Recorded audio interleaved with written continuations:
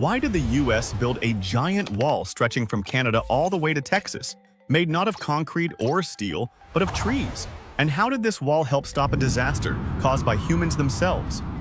Look, east of the Rocky Mountains lie the Great Plains, a dry, flat, and almost empty region that throughout history was considered unsuitable for agriculture. But in the early 20th century, the arrival of tractors and new plows made it possible to effectively till and cultivate this land, leading to a rapid rise in farming.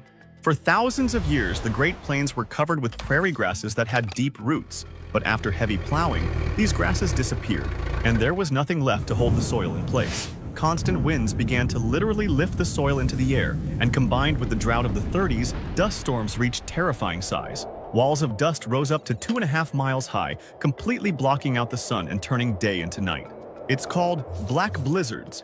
Thousands of people died from dust pneumonia, and hundreds of thousands suffered serious complications. All of this forced around 2.5 million people to leave their homes, and the country faced the risk of an environmental crisis.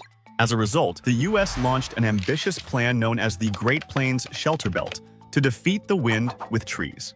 In a strip about 100 miles wide and over 1,000 miles long, about 220 million trees were planted in a special pattern so they could act as windbreaks and reduce wind speed by up to 50%. And as a result, it worked. By slowing the wind, the shelter belt stopped the dust and made it possible for people to return to their homes.